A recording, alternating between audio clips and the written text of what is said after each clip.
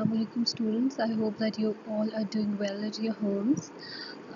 If you had attended the previous lecture, you must remember that we had discussed about different type of regions that are present on this earth, and the regions that we discussed in that previous lecture were mountains, plateaus, and deserts, plains, and delta.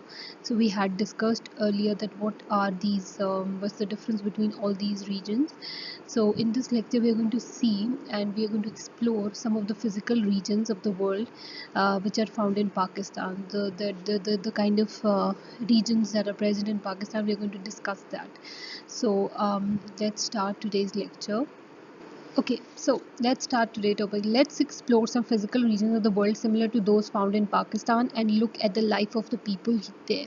So, as we have studied all these regions in detail in the previous lecture, and today we are going to discuss the kind of the different regions, different regions that are present in Pakistan. So, first of all, coming from to the mountainous regions, as you know that when I talk about mountains, mountains are large hills. Hills are smaller, which are from a certain distance to the ground, whereas mountains are large structures which are above from the sea level. And if you go to Gilgit Baltistan or Kashmir or northern areas of Pakistan, you're going to see a lot of mountainous regions. Mountainous regions of Pakistan and Nepal are similar. So just like Nepal, Pakistan also has mountainous regions and they're very similar to each other. In Pakistan, these regions abound in vast glaciers, fast flowing rivers, large lakes, and green valleys. So these mountainous regions, they have different types. If you move around in Pakistan, you're going to see that not all the regions are similar. There are mountains like which are covered with snow, like glaciers. In Siachen, if you go to Siachen, the mountains are covered with snow. There's a very heavy snowfall there.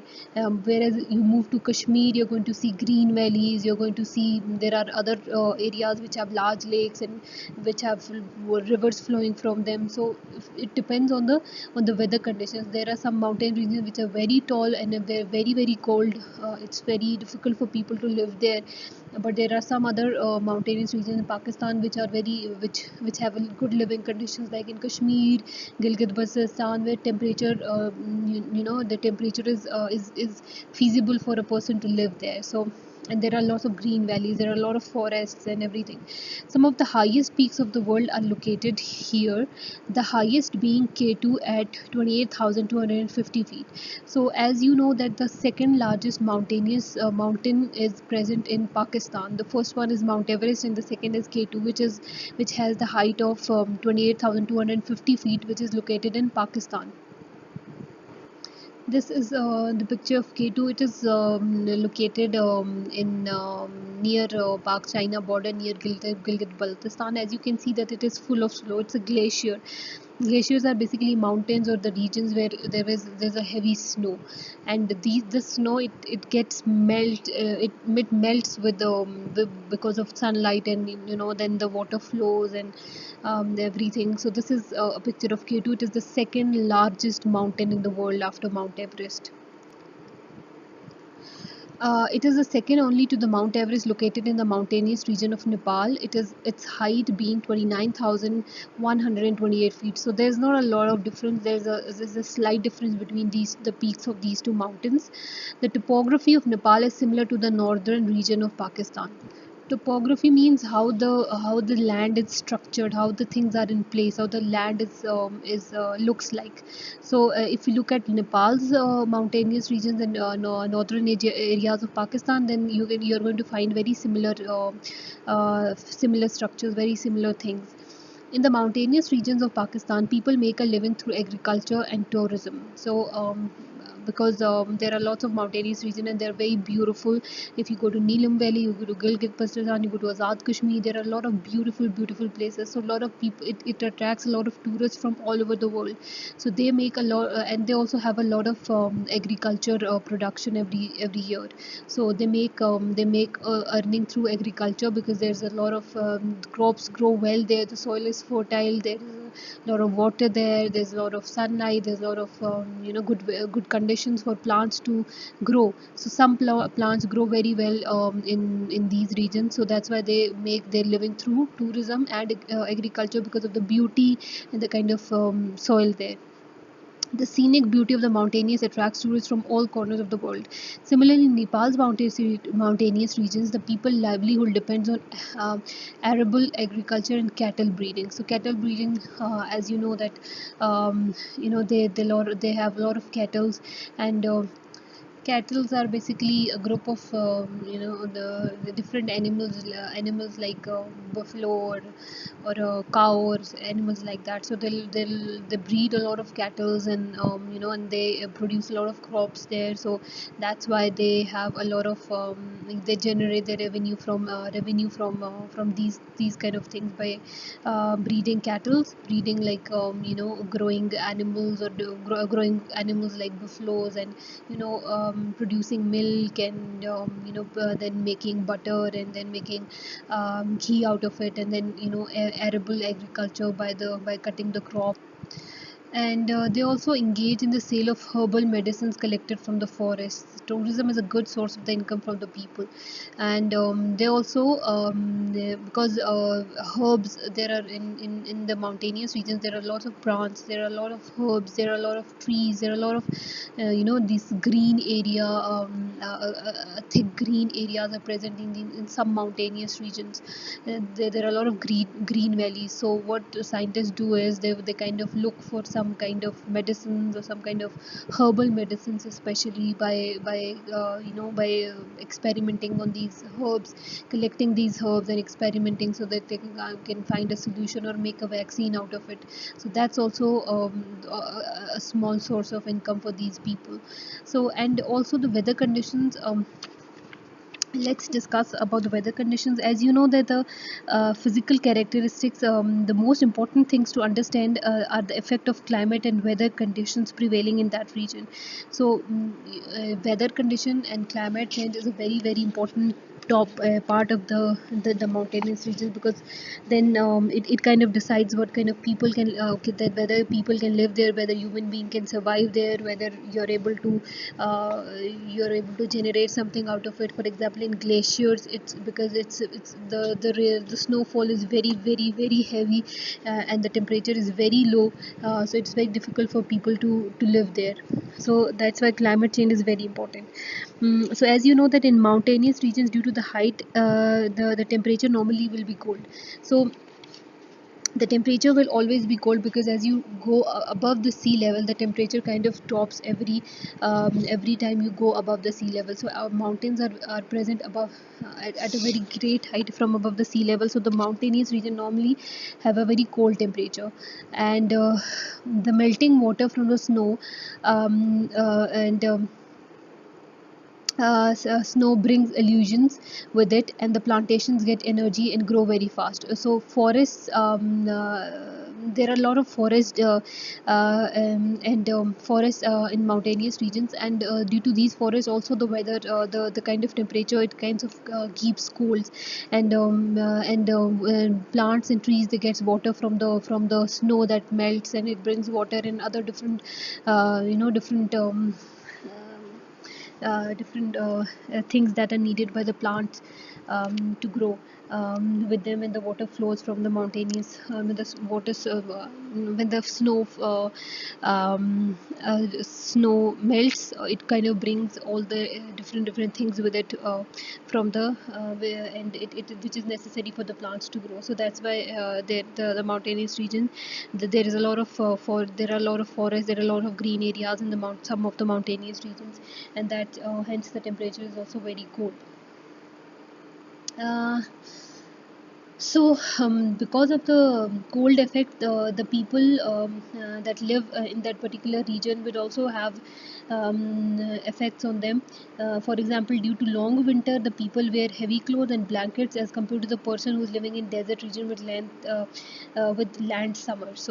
Because in colder regions, people wear cold clothes, and in warmer region like desert, people wear light clothes to make keep themselves cold.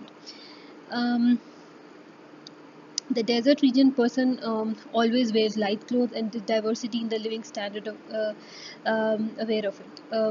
So, uh, okay, so you know that now, but as you can see that they're in mountainous regions as compared to deserts or plateaus or other landforms, the temperatures change, and it is diversity is very important, and it kind of shows how the world is diverse. I mean, if you look at if you go around the village, if you go move around the city, the living standard, the diversity is very much visible in everywhere, so it is very important. Okay, now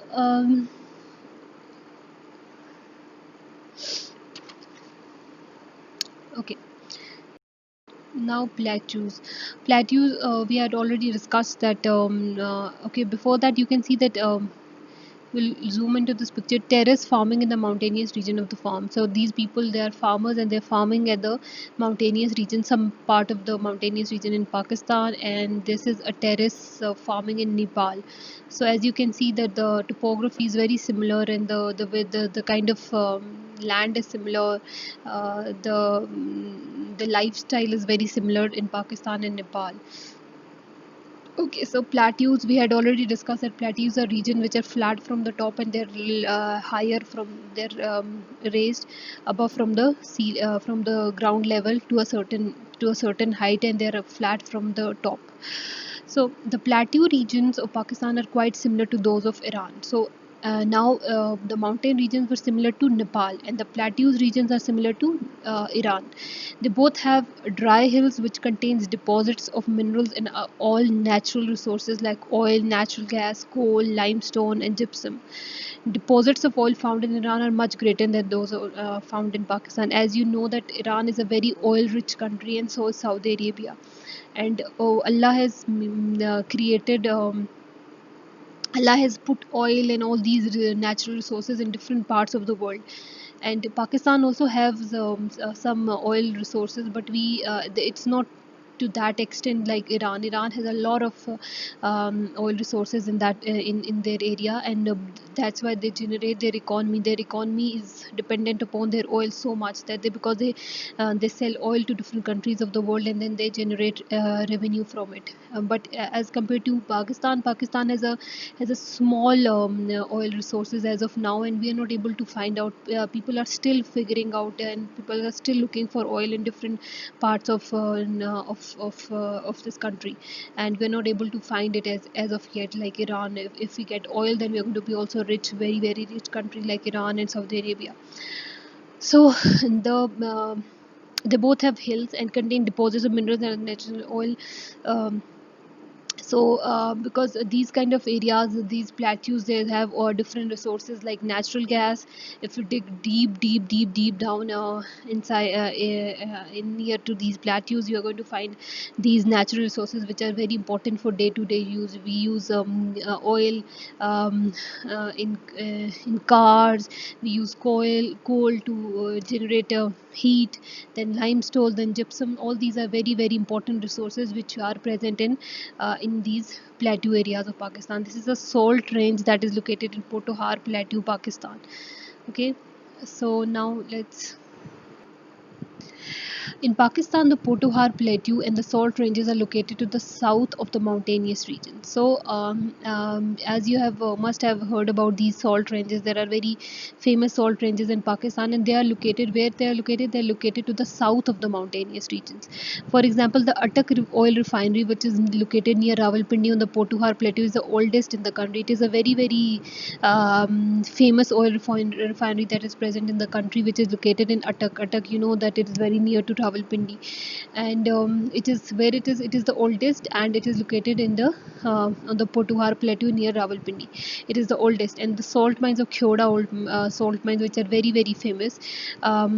So in the salt mines of Kyoda, the rock salt, gypsum, and limestone are chloride. Chloride means to dig a stone. So what they do is that we don't find salt as you find it at home. The salts are collected from these plateaus and different areas of Pakistan. Then inside stones, inside rocks, these rocks are broken. Then they're clean.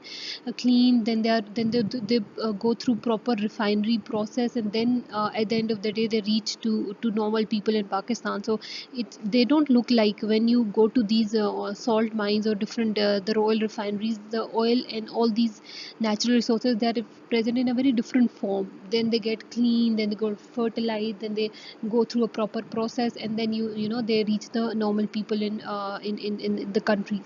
So the Arok oil refinery is one of the largest in Iran. So similarly, as we have Atak oil refinery, there is a very very large oil refinery which is the largest in Iran, Arok oil refinery.